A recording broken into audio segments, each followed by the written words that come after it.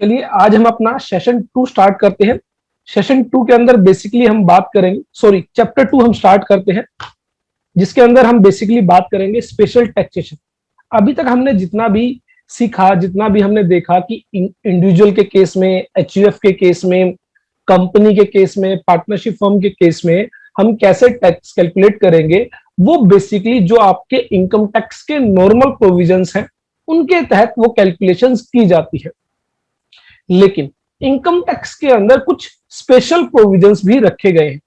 Special provisions ये कहते हैं कि कुछ इनकम को स्पेशल इनकम माना जाएगा, कुछ इनकम को स्पेशल इनकम माना जाएगा।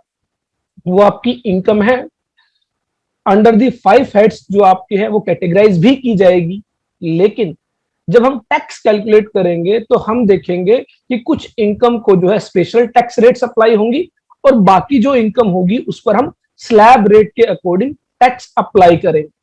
स्लैब रेट के अकॉर्डिंग क्या टैक्सेशन दिया गया है ये ऑलरेडी हम चैप्टर 1 में डिटेल में डिस्कस कर चुके हैं।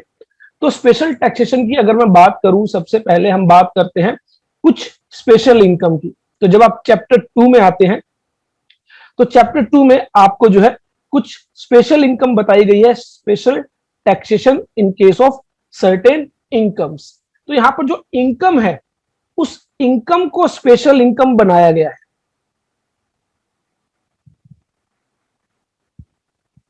तो यहां पर जो इनकम है उसको स्पेशल इनकम बनाया गया है और उस स्पेशल इनकम पर स्पेशल रेट ऑफ टैक्स बताया गया है जो आप अप्लाई करेंगे और अकॉर्डिंगली जो है टैक्स कैलकुलेट करेंगे। तो यहां पर special taxation in case of certain incomes.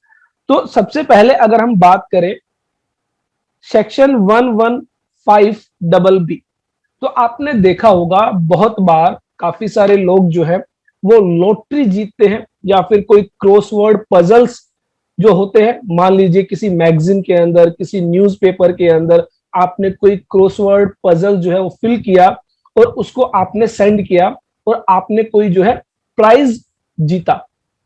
या फिर आपने जनरली देखा है जो हॉर्स रेसेस होती है, जो घुड़दौड़ होती है, उसमें आप पैसा लगाते हैं और वहां पर आप जीत जाते हैं। या फिर और किसी तरह का कोई भी शो, फॉर एग्जाम्पल आप टीवी शोज देखते हैं जैसे कि कौन बनेगा करोड़पति, बिग बॉस। तो यहां पर जो आप पैसा जीतते हैं वो उन जो इनकम पर आप स्लैब रेट के अकॉर्डिंग टैक्स कैलकुलेट नहीं करेंगे, आप उन पर स्पेशल रेट से टैक्स अप्लाई करेंगे। अगर मैं बात करूं लॉटरी से जो आप पैसा जीतते हैं, पजल से जो आप पैसा जीतते हैं, हॉर्स रेसिस से जो आप पैसा जीतते हैं, या फिर किसी गेम शो से आप कोई पैसा जीतते हैं, या फिर आप कोई गैम्बलिंग, बैटिंग, शर्त लगाते हैं, जुआ खेलते हैं, तो किसी तरह की भी ऐसी इनकम से जो आप पैसा जीतते हैं इसको बोला जाता है casual income. Casual income that means ये जो इनकम है ये आपकी रेगुलर इनकम नहीं होती है, बहुत रेयर चांस होते हैं आप जीतते हैं, तो कभी कभी ये इनकम अराइज होती है जिनको बोला जाता है कैजुअल इनकम। और ये जो है income under the head other sources taxable होती है। तो मैंने आपको बताया था कोई भी इनकम आप क्या करेंगे, 5 हेड्स में कैटेगराइज करेंगे। और जब आप 5 हेड्स में कैटेगराइज करेंगे तो ऐसी कोई इनकम है जो कैजुअल इनकम है, जैसे कि winning from lottery, crossword puzzles, races, card games, other games, gambling, betting, तो ये जो सब है आपकी क्या होंगी, income under the head other sources taxable होंगी। तो अब मान लीजिए मिस्टर एक्स है और मिस्टर वाई है। तो मिस्टर एक्स क्या करते हैं, कोई गेम शो रन करते हैं, कोई गेम शो रन करते हैं, और मान लीजिए मिस्टर वाई इसमें पार्टिसिपेंट है, वो इस गेम शो में हिस्सा लेते हैं और मिस्टर वाई जो है 25 लाख रुपए का इनाम जीत जाते हैं। तो यहां पर मिस्टर एक्स के द्वारा मिस्टर वाई को क्या दिया जाएगा, जो विनिंग प्राइज है, जो विनिंग प्राइज है वो यहां पर दी जाएगी।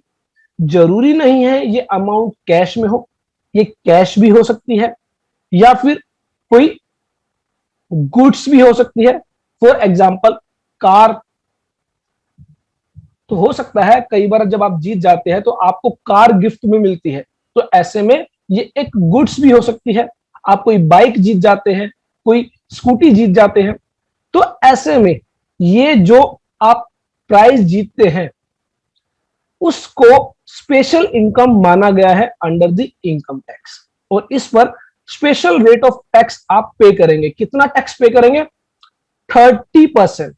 कितना टैक्स? 30%। जी हाँ, कोई भी कैजुअल इनकम जो winning from lotteries, crossword puzzles, races, card games, other games, gambling, betting, इस तरह की जो भी इनकम होगी आप उस पर 30% का टैक्स पे करेंगे।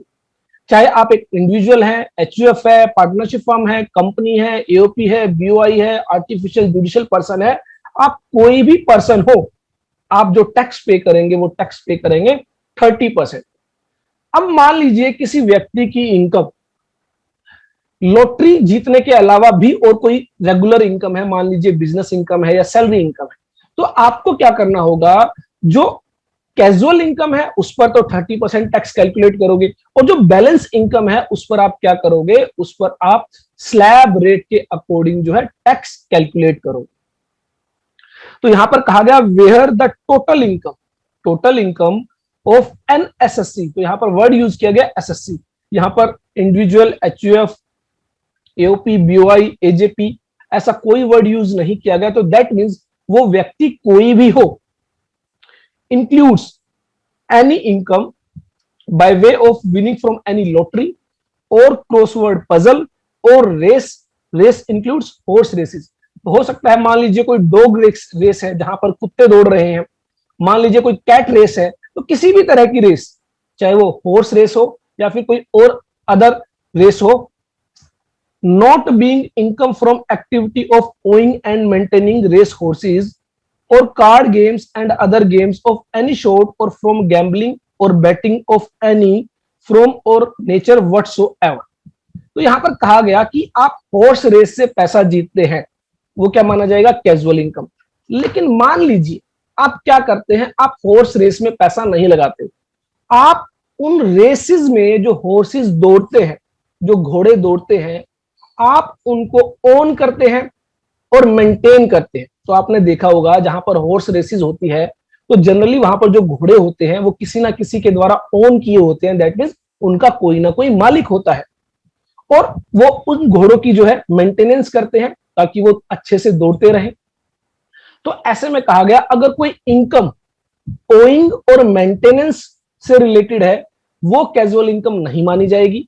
लेकिन अगर आपने हॉर्स रेसेस में पैसा लगाया है, आपने किसी घोड़े पर पैसा लगाया और उसमें आप जीत गए, वो कैजुअल इनकम मानी जाएगी। यहां पर आपको नेचर ऑफ इनकम समझना है। अगर आप घुड़दौड़ में घोड़ों पर पैसा लगाते हैं और जीतते हैं तो वो कैजुअल इनकम मानी जाएगी। लेकिन अगर आप उन घोड़ों को ओन करते हैं, वो घोड़े आपके खरीदे हुए हैं, आप उनको मेंटेन करते हैं और उन रेसेस में दौड़ने के लिए उन हॉर्सेस को रेंट पर देते हैं, तो वो जो इनकम होगी वो आपकी कैजुअल इनकम नहीं मानी जाएगी। तो ऐसी कोई भी इनकम जो कैजुअल इनकम है, the income tax payable shall be the aggregate of the amount of income tax calculated on income eight the rate of 30%। तो कैजुअल इनकम के केस में आपको कितना टैक्स पे करना पड़ेगा? 30%। और उसके अलावा जो इनकम बच गई, मान लीजिए कोई सैलरी इनकम है, कोई हाउस प्रॉपर्टी इनकम है, कोई बिजनेस प्रोफेशन से कोई इनकम है, कोई कैपिटल गेन है, तो ऐसे में the amount of income tax with which the SSC would have been chargeable had his total income reduced by the amount of income referred to in clause 1। तो ऐसे में आप क्या करेंगे? टोटल इनकम में से कैजुअल इनकम को less कर देंगे और उस पर क्या करेंगे? स्लैब रेट के अकॉर्डिंग टैक्स कैलकुलेट करेंगे। अब होता क्या है, जनरली आप देखते हैं जब कोई गेम शो कोई जीतता है तो ये जो मिस्टर एक्स है, हम टीडीएस के अंदर जब हम टीडीएस के सेशंस करेंगे वहां पर हम देखेंगे जो भी व्यक्ति ऐसी पेमेंट करता है, कौन सी पेमेंट? जो गैम्बलिंग, बैटिंग, क्रॉसवर्ड पजल से जो विनिंग्स हैं उनकी कोई पेमेंट करता है, गेम शो में कोई पैसा जीतता है उसकी कोई पेमेंट करता है, तो वो क्या करता है? टीडीएस डिडक्ट करता है। टीडीएस डिडक्ट करता है। तो मान लीजिए 25 लाख रुपए मिस्टर वाई ने जीते हैं, तो मिस्टर वाई ने जो 25 लाख रुपए जीते हैं, तो मिस्टर एक्स क्या करेंगे, मिस्टर एक्स यहां पर टीडीएस डिडक्ट करेंगे 30% का, तो वो हो जाता है आपका 7,50,000 रुपए। और उसके बाद जो अमाउंट बचेगी वो जो है पेमेंट की जाएगी मिस्टर वाई को। तो यहां पर 17,50,000 रुपए की पेमेंट की जाएगी मिस्टर वाई। तो अब एक बात आई, जब मिस्टर वाई जो पैसा जीतते हैं उसके बाद मिस्टर वाई के हाथ में आते हैं 17,50,000 रुपए। क्यों? उन्होंने जीते तो 25 लाख रुपए हैं, लेकिन मिस्टर एक्स ने क्या किया, मिस्टर एक्स ने 7,50,000 रुपए का टीडीएस डिडक्ट कर लिया, टैक्स काट लिया। और टैक्स काट के वो क्या करेंगे, गवर्नमेंट को पे कर देंगे। गवर्नमेंट को पे कर देंगे कितने, 7,50,000 रुपए। अब मिस्टर वाई जब अपनी ITR income tax return file करेंगे तो पहला सवाल आता है कि वो कितनी इनकम दिखाएंगे। क्या वो 25 लाख रुपए इनकम दिखाएंगे या फिर 17,50,000 रुपए? तो आंसर है वो उनकी इनकम मानी जाएगी 25 लाख रुपए। तो हमेशा ये बात याद रखें, जब भी आप किसी की कंप्यूटेशन ऑफ इनकम बनाएंगे तो हमेशा ध्यान रखें, अगर किसी इनकम में से टीडीएस डिडक्ट होने के बाद कोई पेमेंट रिसीव हुई है तो आप नेट रिसिप्ट को इनकम नहीं मानेंगे, उसमें आप टीडीएस ऐड करेंगे, उसको ग्रोस अप करेंगे और उसके बाद जो अमाउंट आएगी वो आपकी इनकम मानी जाएगी। तो यहां पर मिस्टर वाई की इनकम मानी जाएगी 25 लाख रुपए। और मिस्टर वाई जब इस पर टैक्स कैलकुलेट करेंगे तो टैक्स पेबल जो आएगा उसमें से वो लेस कर देंगे जितना उनका टीडीएस डिडक्ट हो चुका है। ये ऑलरेडी सभी बातें हम अपनी जो है प्रैक्टिस सेशंस में जो है डिस्कस करेंगे। आपको प्रैक्टिस मॉड्यूल जो दिया गया है वहां पर भी एग्जांपल्स के साथ आपको समझाया गया है। तो बेसिकली अब यहां पर आपको जो समझना है वो मेन बात यह है कि जो कैजुअल इनकम है जो सेक्शन 115BB के तहत आती है वो आपकी स्पेशल इनकम मानी जाएगी और उस पर आपको कितना टैक्स कैलकुलेट करना होगा, 30%। तो यहां पर जो इनकम मानी जाएगी मिस्टर वाई की, वो इनकम मानी जाएगी 25 लाख रुपए और जो है 25 लाख रुपए पर 30% का टैक्स जो है कैलकुलेट किया जाएगा। और मिस्टर वाई की मान लीजिए इसके अलावा और कोई इनकम भी है, कोई सैलरी इनकम है, कोई हाउस प्रॉपर्टी इनकम है, कोई बिजनेस प्रोफेशन से कोई इनकम है, तो उस पर हम क्या करेंगे, स्लैब रेट के अकॉर्डिंग टैक्स कैलकुलेट करेंगे। उसके बाद section 58 subsection 4, in the case of an assessee having income chargeable under the head income from other sources, no deduction in respect of any expenditure or allowance in connection with such income shall be allowed under any provisions of this act। तो basically section 58 subsection 4 में यह बताया गया है कि जब आप कोई कैजुअल इनकम अर्न करते हैं तो उस इनकम में से कोई भी एक्सपेंस आप लेस नहीं करेंगे। सर इसका क्या मतलब हुआ? इसका मतलब यह हुआ कि मान लीजिए मिस्टर जेड है और इन्होंने एक लॉटरी परचेज की। लेट से उस लॉटरी की कीमत थी ₹1 लाख। 1 लाख रुपए में इन्होंने ये लॉटरी खरीदी और होता क्या है, ये फर्स्ट प्राइज जीत जाते हैं 75 लाख रुपीस का। तो अब बात आई कि इस 75 लाख रुपए की इनकम जो इन्होंने जीता है, क्या इसमें से ये 1 लाख रुपए का खर्चा इन्होंने लॉटरी खरीदने के लिए किया उसको लेस किया जाएगा या नहीं? तो आंसर है नो। ये जो 1 लाख रुपीस है ये लेस नहीं होंगे, इनकम मानी जाएगी 75 लाख रुपीस और जो टैक्स लगाया जाएगा एट द रेट ऑफ 30% वो लगाया जाएगा 75 लाख रुपीस पर। तो सेक्शन 58 सबसेक्शन 4 हमें बताता है कि अगर कोई इनकम है जो सेक्शन 115BB के तहत आती है तो उस केस में कोई भी एक्सपेंसेस जो इनकर किया गया है उस इनकम के लिए वो आप लेस नहीं करेंगे, उसका क्लेम आपको नहीं मिलेगा। अब मान लीजिए कौन बनेगा करोड़पति से मुझे फोन आता है, एज ए पार्टिसिपेंट मैं वहां जाता हूं, इसके लिए मैं एयर जो ट्रेवल करता हूं, हवाई जहाज की जो टिकट खरीदता हूं उसका पैसा मान लीजिए मैं खर्च करता हूं, जहां मैं होटल में स्टे करता हूं उसका पैसा मैं खर्च करता हूं। तो अब मान लीजिए गेम शो के अंदर मैं 1 करोड़ रुपए जीत जाता हूं, तो क्या मुझे जो मैंने खर्चा किया वहां तक पहुंचने के लिए, स्टे करने के लिए, उसका क्लेम मिलेगा? The answer is no. जितना पैसा मैं जीतूंगा उस पर मुझे 30% के अकॉर्डिंग टैक्स देना होगा। तो ये बात आपको ध्यान रखनी है। No claim for any expenses, चाहे वो किसी भी नेचर का एक्सपेंस हो, वो आपको नहीं मिलेगा।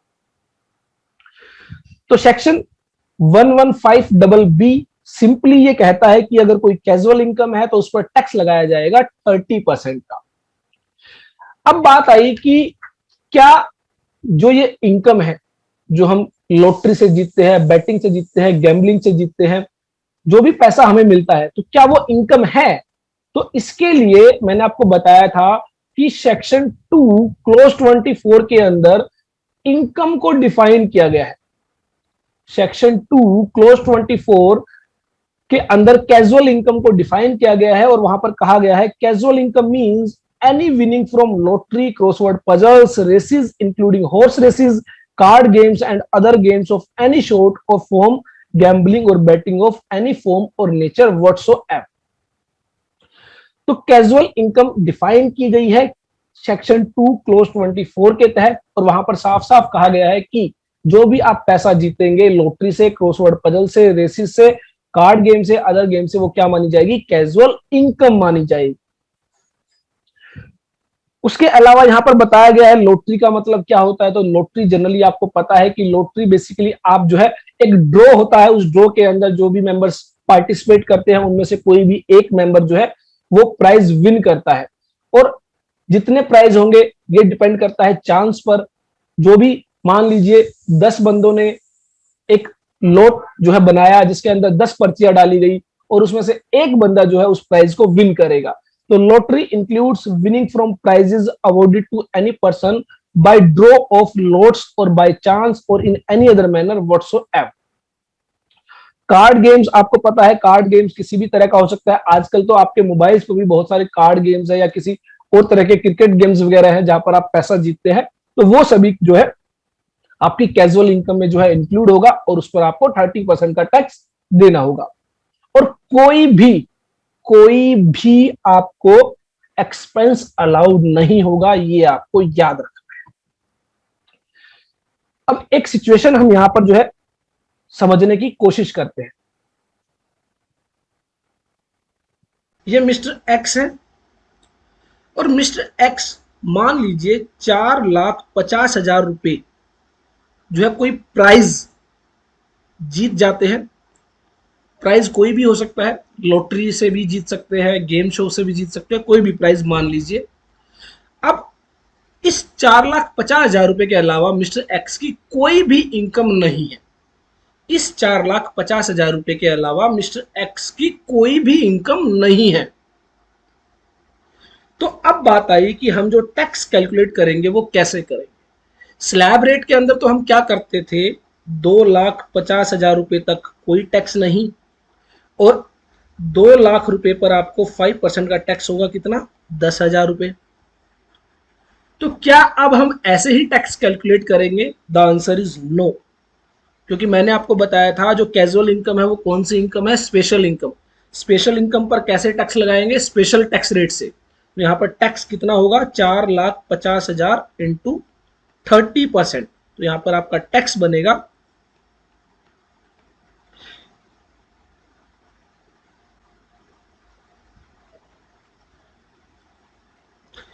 1,35,000 रुपए।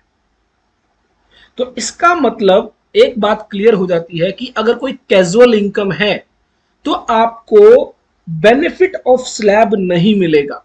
जो हम बेसिक एग्जम्पशन लिमिट की बात करते हैं, जो हम maximum amount not chargeable to tax की बात करते हैं, उसका बेनिफिट आपको नहीं मिलेगा। आपको पूरी इनकम पर टैक्स तो देना ही पड़ेगा। तो यहां पर हमें कितना टैक्स देना होगा? 1,35,000 रुपए एट द रेट ऑफ 30%। अब एक और बात आई, हमने एक प्रोविजन पढ़ा था रिबेट अंडर सेक्शन 87A और रिबेट अंडर सेक्शन 87A कहता है अगर आपकी इनकम, कौन सी इनकम? टोटल इनकम 5 लाख रुपए तक है इन केस ऑफ इंडिविजुअल, सिर्फ रेजिडेंट इंडिविजुअल को वो बेनिफिट मिलता था, हमने डिस्कस किया था। तो यहां पर मेरी टोटल इनकम है 4,50,000 रुपए, इसके अलावा और कोई मेरी इनकम नहीं है। तो क्या मुझे रिबेट अंडर सेक्शन 87A मिलेगी? The answer is yes. यहां पर आपको 12,500 रुपए की रिबेट मिलेगी। सर 12,500 रुपए की क्यों मिलेगी? तो हमने बताया था कि एक्चुअल टैक्स 1,35,000 और 12,500 विच एवर इज लोअर जो है आपको रिबेट मिलती है अंडर सेक्शन 87A। तो यहां पर आपको रिबेट कितनी मिलेगी? आपको रिबेट मिलेगी 12,500 रुपए की। तो मेरा टैक्स यहां पर आ जाता है कितना?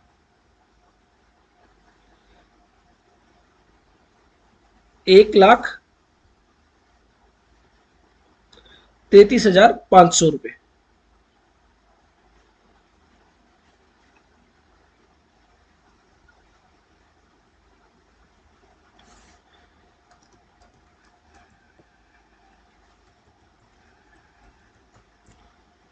1,22,500 रुपए। तो 1,22,500 रुपए का मेरा टैक्स आ जाता है। और इस पर अब मैं क्या करूंगा? इस पर अब मैं health and education cess apply करूंगा एट द रेट ऑफ 4%। तो 4% का आप यहाँ पर हेल्थ एंड एजुकेशन सेस लगाएंगे। उसके बाद आपका क्या आएगा? Total tax payable. उसमें से आप लेस करेंगे जितना आपका टीडीएस डिडक्ट हुआ है, क्योंकि मिस्टर एक्स को 4.5 लाख रुपए का प्राइस जो मिला है उसमें से टीडीएस डिडक्ट होगा। तो वो टीडीएस आप यहाँ पर टोटल टैक्स अमाउंट से डिडक्ट करेंगे और उसके बाद जो आपकी अमाउंट आएगी वो आएगी नेट टैक्स पेबल। तो यहाँ पर 4.5 लाख रुपए की जो अमाउंट है वो इंक्लूडिंग टीडीएस है, जो उन्होंने टोटल प्राइस जीता है। इसमें से उनका टीडीएस डिडक्ट किया जाएगा जो भी व्यक्ति उनको पेमेंट करेगा। तो ये दो बातें आपको ध्यान रखनी है कि जो benefit of slab basically basic exemption limit वो आपको यहां पर नहीं मिलेगी in case of casual income, और रिबेट अंडर सेक्शन 87A आपको मिल जाएगी अगर टोटल इनकम 5 लाख रुपए तक है। तो यहां पर एग्जांपल्स के जरिए आपको बताया भी गया है, एग्जांपल आप प्रैक्टिस कर सकते हैं। तो सबसे पहले, if SSC has incurred any expenditure in connection with earning of casual income, तो कोई एक्सपेंडिचर आपने इनकर किया हो अलाउ नहीं होगा। तो मैंने 10,000 रुपए की लॉटरी खरीदी और मुझे 1 लाख रुपए का जो है प्राइज मिला, तो ऐसे में मेरी इनकम 1 लाख रुपए मानी जाएगी, ना कि 1 लाख माइनस 10,000 90,000 रुपए। मेरी इनकम होगी 1 लाख रुपए और उस पर कितना टैक्स देना होगा? 30% का टैक्स देना होगा। उसके अलावा deductions under section 80C to 80U shall not be allowed. आपको एग्जम्पशन लिमिट का बेनिफिट नहीं मिलेगा, आपको सेक्शन 80C से लेकर 80U तक का भी कोई बेनिफिट नहीं मिलेगा। इसका मतलब अगर मान लीजिए मैंने कोई LIC प्रीमियम पे किया है, कोई मेडिकल इंश्योरेंस प्रीमियम पे किया है, मैंने कोई होम लोन लिया है, उसके प्रिंसिपल की कोई पेमेंट की है, ये सभी जो पेमेंट्स है आपकी सेक्शन 80C से लेकर 80U के तहत कवर होती है। तो अगर ऐसी कोई भी आपने पेमेंट की है जो आपका डिडक्शन के लिए एलिजिबल है, जिसपे आपका टैक्स सेव होता है, वो आपको अलाउ नहीं की जाएगी in case of casual income. तो यहां पर ध्यान रखें, गवर्नमेंट चाहती है कि कैजुअल इनकम पर आप पूरा टैक्स पे करें, उसमें से आपको कोई छूट ना दी जाए, क्योंकि कैजुअल इनकम है, कभी कभी अराइज होती है और जनरली इस इनकम के अंदर जो एक्सपेंस होता है वो बहुत नॉमिनल अमाउंट का होता है, इसलिए यहां पर एक्सपेंसेस भी अलाउ नहीं किए जाते हैं। एग्जाम्पल दिया है मिस्टर एक्स जो है, जिनकी सैलरी इनकम है, अदर सोर्सेज में कैजुअल इनकम है। तो यहां पर सैलरी इनकम और अदर सोर्सेज में कैजुअल इनकम जो है वो हो जाती है टोटल 8 लाख रुपए। तो यहां पर ग्रोस टोटल इनकम आपकी आ गई 8 लाख रुपीज। उसके बाद डिडक्शंस है under section 80C to 80U कितने रुपए की? 2 लाख रुपए की। तो अब आप यहां पर देखिए, मेरी ग्रोस टोटल इनकम कितनी है? 8 लाख रुपए। उस 8 लाख रुपए में से मेरी 2 लाख रुपए की स्पेशल इनकम है, और 3 लाख रुपए की स्पेशल इनकम है और 5 लाख रुपए की नॉर्मल इनकम है। तो ये जो deductions under section 80C to 80U है, ये आपको नॉर्मल इनकम से अलाउ की जाएगी। हमारी नॉर्मल इनकम जो है यहाँ पर 5 लाख रुपए है, डिडक्शन यहाँ पर 2 लाख रुपए है, तो इसका मतलब हमें डिडक्शंस पूरी की पूरी अलाउ हो जाएगी। तो यहां पर हम लेस करेंगे deductions under section 80C to 80U। तो हमारी टोटल इनकम कितनी आ जाती है? 6 लाख रुपए। 6 लाख रुपए पर जब आप टैक्स निकालेंगे, तो अब टैक्स कैसे निकालेंगे? अगेन 6 लाख रुपीज को आप बाइफिकेट करेंगे। स्पेशल इनकम कितनी? 3 लाख रुपए, इस पर कितना टैक्स देना है? 30%। और बैलेंस इनकम कितनी? 3 लाख रुपए, कितना टैक्स देना है? According to slab rate. तो स्लैब रेट में 3 लाख रुपए पर आप टैक्स निकालेंगे तो 2,50,000 रुपए तक कोई टैक्स नहीं, निल। और नेक्स्ट 50,000 रुपीज पर आपको 5% 2,500 रुपए का टैक्स पे करना है। तो यहाँ पर 3 लाख रुपए की जो नॉर्मल इनकम है, बैलेंस इनकम है, उस पर टैक्स आ गया 2,500 रुपए। और जो मेरी 3 लाख रुपए की स्पेशल इनकम है, कैजुअल इनकम है, उस पर टैक्स आ गया 90,000 रुपए एट द रेट ऑफ 30%। तो मेरा टोटल टैक्स हो गया 92,500 रुपए। और अब मैं क्या करूंगा, उस पर health and education cess apply करूंगा 3,700 रुपए।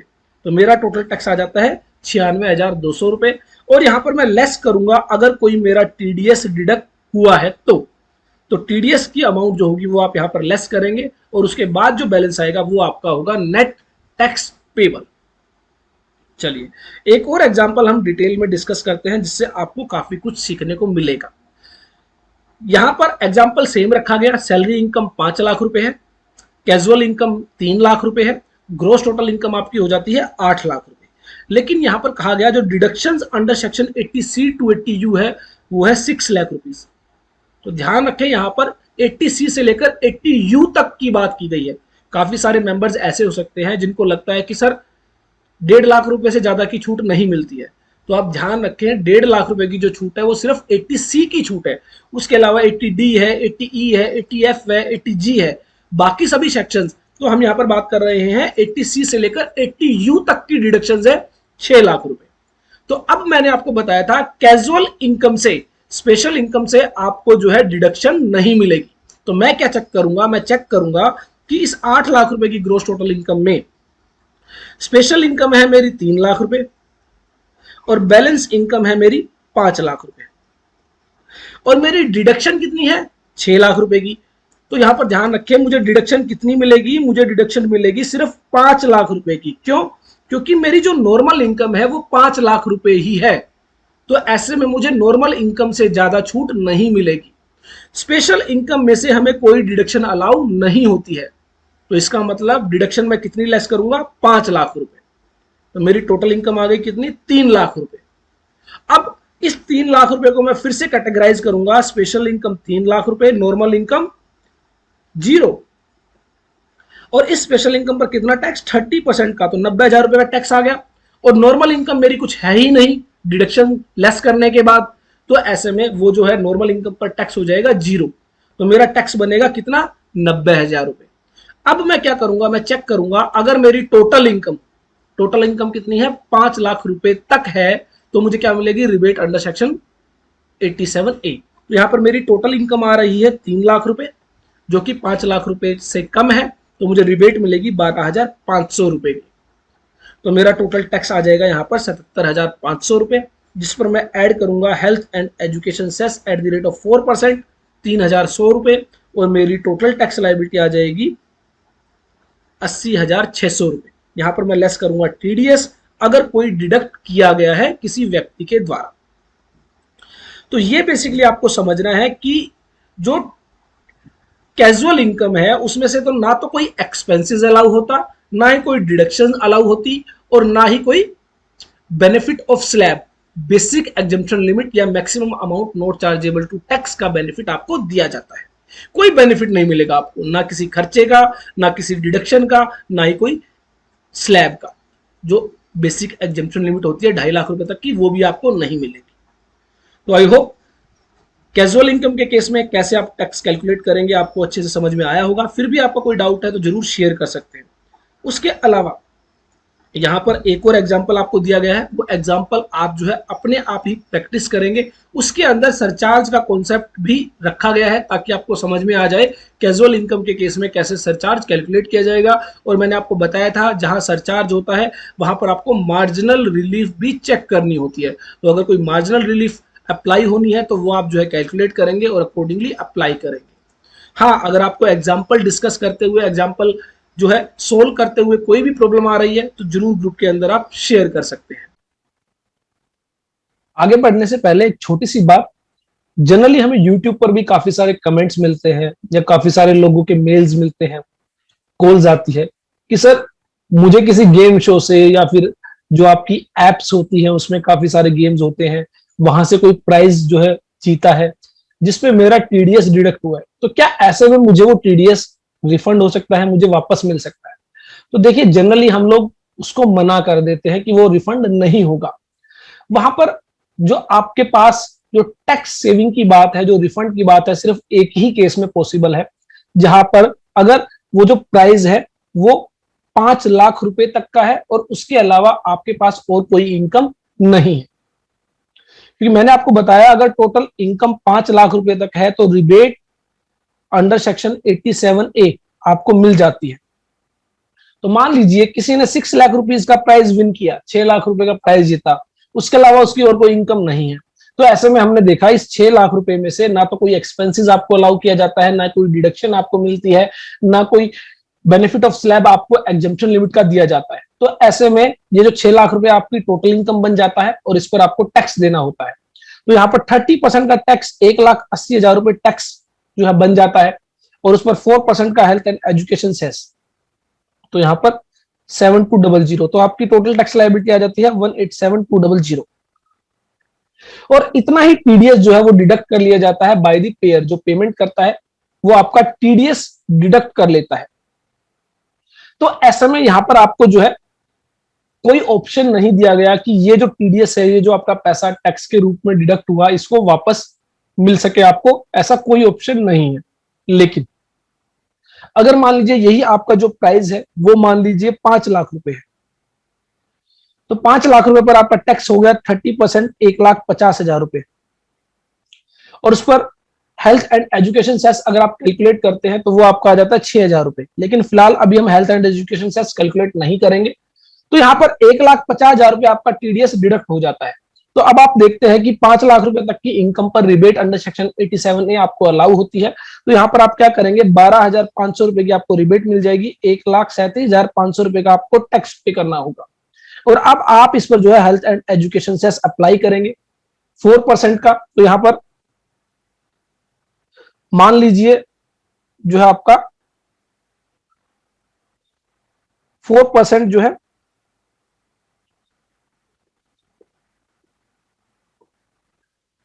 5,500 रुपए, 5,500 रुपए आपका जो है 4% हेल्थ एंड एजुकेशन से आ जाता है। आपकी टोटल टैक्स लायबिलिटी हो जाती है 1,43,000 रुपए, और आपका टैक्स डिडक्ट हुआ है 1,50,000 रुपए, तो 7,000 रुपए आपको क्या हो जाता है, वापस मिल जाते हैं एज ए रिफंड। तो बेसिकली आपको ध्यान रखना है कैजुअल इनकम के केस में जो रिफंड्स के चांसेस हैं वो बहुत कम है। हाँ, अगर आपको रिबेट अंडर सेक्शन 87A अगर मिल रही है तो इन दैट सिचुएशन आपको जो है टैक्स का बेनिफिट हो जाता है और वो अमाउंट आपको एज ए रिफंड वापस मिल जाता है। उसके बाद नेक्स्ट हमारी जो इनकम आती है 115BBDA, tax on certain dividend received from domestic companies. ये जो सेक्शन है ये बात करता है डिविडेंड इनकम की। अगर आप डिविडेंड रिसीव करते हैं, काफी सारे लोग होंगे जो शेयर्स में इन्वेस्ट करते हैं, जो लिस्टेड कंपनीज के शेयर जो परचेज करते हैं, तो आप सबको पता है कि जो कंपनीज होती है लिस्टेड कंपनीज, वो डिविडेंड डिक्लेयर करती है और अपने शेयर होल्डर्स को डिविडेंड पे करती है। और वो जो डिविडेंड होता है in the hands of share holders, वो क्या होता है, इनकम होता है।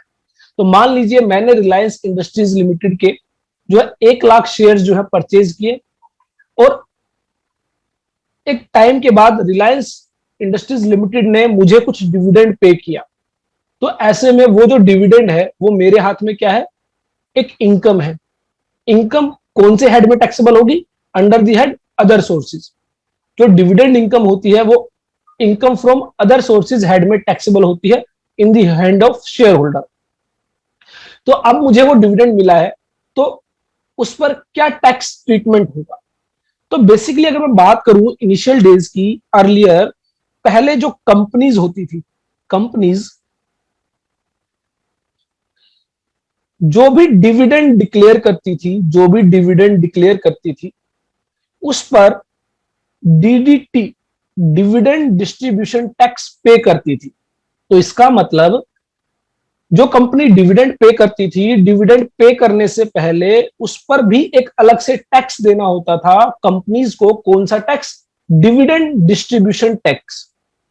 और ऐसे में जब ये डिविडेंड शेयर होल्डर्स के हाथ में आता था, शेयर होल्डर्स के हाथ में आता था, तो ये होता था टैक्स फ्री, इस पर कोई टैक्स नहीं देना होता था। उसका रीजन ये था कि ऑलरेडी गवर्नमेंट को डीडीटी पे किया जा चुका है, डिविडेंड डिस्ट्रीब्यूशन टैक्स। तो ऐसे में अगर शेयर होल्डर से दोबारा टैक्स लिया गया तो ये tax on tax, that means एक ही इनकम पर दो बार टैक्स चार्ज कर लिया जाएगा बाय द गवर्नमेंट। तो ऐसे में कहा गया कि अगर डिविडेंड डिस्ट्रीब्यूशन टैक्स पे किया गया है तो ऐसे में वो शेयर होल्डर्स के हाथ में क्या होगा, टैक्स फ्री होगा। और अगर मान लीजिए कुछ स्पेसिफिक केसेस में ये जो डीडीटी है ये नहीं एप्लीकेबल होता था, कुछ कंपनीज के केस में डीडीटी एप्लीकेबल नहीं होता था, तो ऐसे में शेयर होल्डर्स के हाथ में वो डिविडेंड टैक्सेबल होता था। तो इसका मतलब एक जगह तो टैक्स लगेगा ही लगेगा, या तो डीडीटी गवर्नमेंट को पे कर दो या फिर शेयर होल्डर के द्वारा टैक्स पे कर दो। अगर डीडीटी पे कर दिया तो शेयर होल्डर को कोई टैक्स नहीं देना, और अगर डीडीटी पे नहीं किया तो शेयर होल्डर को टैक्स देना पड़ेगा। तो इनिशियली क्या होता था, कंपनीज के द्वारा डीडीटी पे कर दिया जाता था, तो जिसकी वजह से शेयर होल्डर्स के हाथ में वो जो डिविडेंड होता था वो टैक्स फ्री होता था। उसके बाद इसके अंदर एक बदलाव किया गया, इसके अंदर ये बदलाव किया गया कि ये जो टैक्स फ्री डिविडेंड है ये होगा अप टू ₹10 लाख। एक शेयर होल्डर के हाथ में 10 लाख रुपए तक का डिविडेंड तो क्या रहेगा, टैक्स फ्री। और एक्सीडिंग 10 लाख, 10 लाख से ज्यादा जितना होगा वो क्या होगा, टैक्सेबल होगा। एक्सीडिंग 10 लाख टैक्सेबल होगा कितनी अमाउंट से, 10% की अमाउंट से। स्पेशल टैक्स रेट रखी गई। इसका मतलब अगर किसी व्यक्ति को 15 लाख रुपए का डिविडेंड मिला तो 15 लाख रुपए में से 10 लाख रुपए का डिविडेंड तो टैक्स फ्री होगा, और जो 5 लाख रुपए का डिविडेंड है उस पर कितना टैक्स देना होगा, 10%। 5 लाख रुपए पर आप जो है स्लैब रेट्स अप्लाई नहीं करेंगे, क्योंकि स्पेशल इनकम है, स्पेशल रेट ऑफ टैक्स दी गई है, तो स्पेशल टैक्स अमाउंट आप कैलकुलेट करेंगे, स्लैब रेट के अकॉर्डिंग टैक्स नहीं निकाला जाएगा। उसके बाद एक और बदलाव किया गया। एक और बदलाव क्या किया गया कि कंपनीज के केस में ये जो डीडीटी है इसको खत्म कर दिया गया। कंपनीज के केस में ये जो डीडीटी है खत्म कर दिया गया। दैट मींस आज की डेट में कंपनीज को डिविडेंड डिस्ट्रीब्यूशन टैक्स पे करने की जरूरत नहीं है अगर वो डिविडेंड डिक्लेयर करती है और पे करती है। तो ऐसे में मैंने बताया था कि गवर्नमेंट को तो टैक्स चाहिए, अगर आप डीडीटी खत्म कर रहे हो तो गवर्नमेंट ने क्या कहा, हम शेयर होल्डर्स के हाथ में इसको टैक्स फ्री नहीं करेंगे। अब ये शेयर होल्डर्स के हाथ में क्या होगा, टैक्सेबल होगा, और शेयर होल्डर्स के हाथ में फुल्ली टैक्सेबल होगा। किस रेट से, स्लैब रेट से। तो आज की डेट में जो डिविडेंड है, डिविडेंड एक स्पेशल इनकम थी, अगर मैं आज की डेट में बात करूं अब डिविडेंड एक स्पेशल इनकम नहीं है। 31 मार्च 2020 के बाद जो भी डिविडेंड डिक्लेयर किया जाएगा और पे किया जाएगा by the domestic companies, Indian companies, वो जो डिविडेंड है उस पर वो डीडीटी पे नहीं करेगी और शेयर होल्डर्स के हाथ में वो फुल्ली टैक्सेबल होगा at the slab rates. Slab rates के अकॉर्डिंग जो है कैलकुलेशन करनी होगी। तो अगर मैं बात करूं 1 अप्रैल 2020 से लेकर 31 मार्च 2021 तक, तो उस बीच में आपने जो भी डिविडेंड रिसीव किया उस पर आपको स्लैब रेट से टैक्स देना होगा। लेकिन एक केस है जहां पर आपको स्पेशल टैक्स रेट अप्लाई करनी होगी। मान लीजिए कोई डिविडेंड 31 मार्च 2020 से पहले डिक्लेयर कर दिया था बाय दी कंपनी और कंपनी ने उस पर डीडीटी पे कर दिया था, क्योंकि जो डीडीटी खत्म किया गया वो खत्म किया गया 1 अप्रैल 2020 से। तो 31 मार्च 2020 तक जितना डिविडेंड डिक्लेयर किया गया जिस पर डीडीटी पे कर दिया गया, अगर वो 31 मार्च के बाद शेयर होल्डर ने रिसीव किया है जिस पर डीडीटी पेड है, तो ऐसे में सेक्शन 115 BBDA एप्लीकेबल होगा। 10 लाख रुपए तक का डिविडेंड टैक्स फ्री होगा, 10 लाख से ज्यादा जो डिविडेंड होगा उस पर 10% का टैक्स पे करना होगा। और अगर कोई ऐसा डिविडेंड है जो 1/4/2020 के बाद डिक्लेयर हुआ, 1/4/2020 के बाद पे हुआ और उस पर कंपनीज के केस में डीडीटी एप्लीकेबल नहीं हुआ, तो ऐसे में वो फुल टैक्सेबल होगा स्लैब रेट्स के according in the hands of share holders. तो यहां पर notwithstanding anything contained in this act, तो बेसिकली जो है ओवर रूल क्लोज है कि इस एक्ट में जो भी लिखा गया है वो मान्य नहीं होगा। तो बेसिकली किस लिए लिखा गया था कि जनरली स्लैब रेट्स पर टैक्स लगते हैं, लेकिन यहां पर स्पेशल रेट से टैक्स लगाया जाएगा, इसलिए एंटायर एक्ट को ओवररूल किया गया।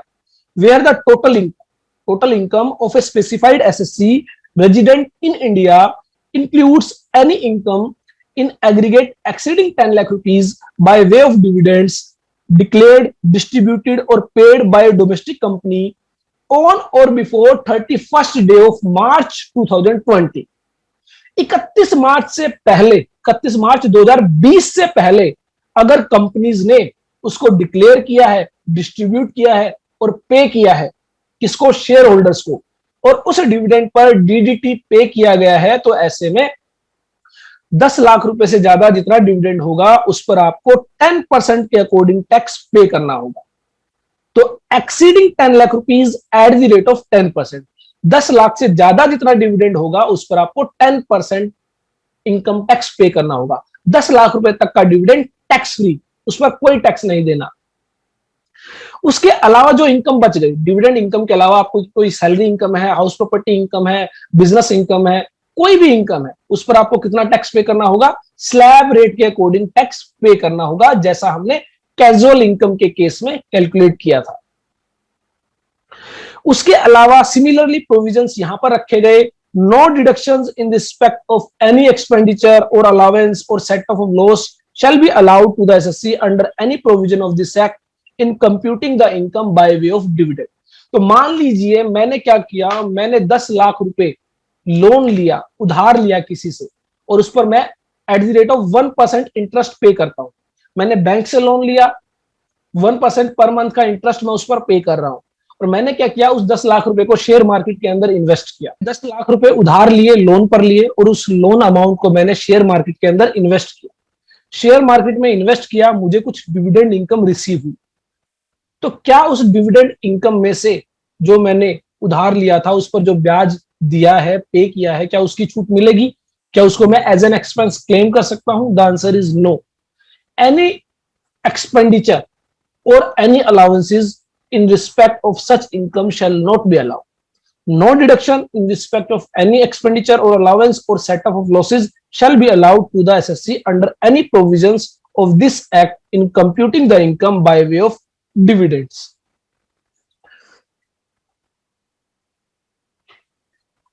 उसके अलावा यहां पर स्पेसिफाइड एसएससी की अगर हम बात करें कि स्पेसिफाइड एसएससी कौन है, क्योंकि ये जो स्पेशल टैक्सेशन अप्लाई होगा in case of specified SSC he applicable होगा।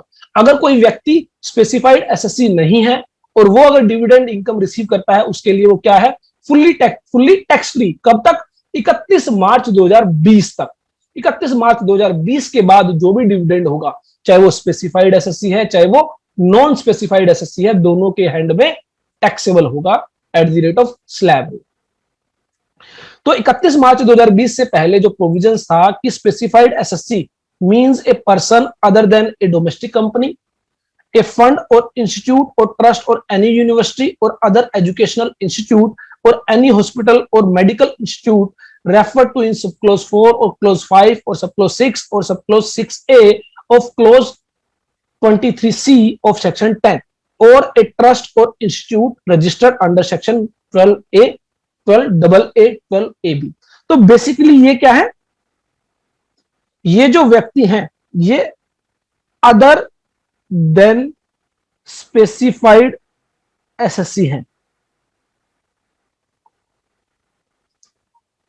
तो इनके केसेस में 31 मार्च 2020 तक जो डिविडेंड था वो टैक्स फ्री था, पूरा का पूरा टैक्स फ्री। और इनके अलावा जो व्यक्ति बच गए, कौन बच गया?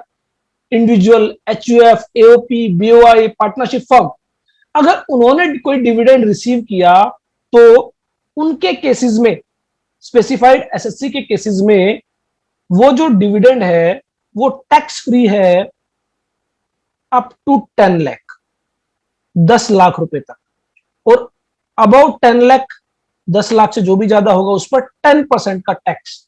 ये भी कब तक? 31 मार्च 2020 तक। तो आपको दो चीजें समझनी है, एक तो 31 मार्च 2020 तक क्या सिचुएशन थी और 31 मार्च 2020 के बाद क्या सिचुएशन है। 31 मार्च 2020 तक सिचुएशन ये थी कि अगर कोई स्पेसिफाइड एसएससी डिविडेंड रिसीव करता है 10 लाख रुपए तक तो वो टैक्स फ्री है। 10 लाख से ज्यादा रिसीव करता है तो जितना 10 लाख से ज्यादा होगा वो 10% से टैक्सेबल होगा।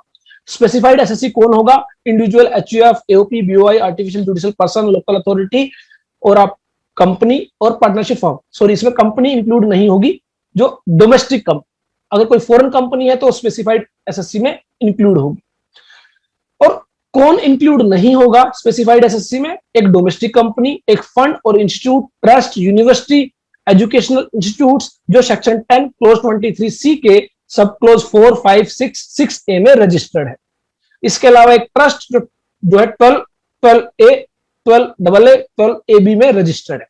तो ये जो है इनके केस में जो डिविडेंड है वो बिल्कुल टैक्स फ्री था अप टू 31 मार्च 2020। तो यहां पर समराइज किया गया है इसको कि ऑन और बिफोर 31 मार्च 2020 क्या सिचुएशन है और आफ्टर 31 मार्च 2020 क्या सिचुएशन है। चाहे वो स्पेसिफाइड एसएससी हो चाहे वो नॉन स्पेसिफाइड एसएससी हो, दोनों के ही केस में 31 मार्च 2020 के बाद वो फुल्ली टैक्सेबल है एज पर स्लैब रेट्स।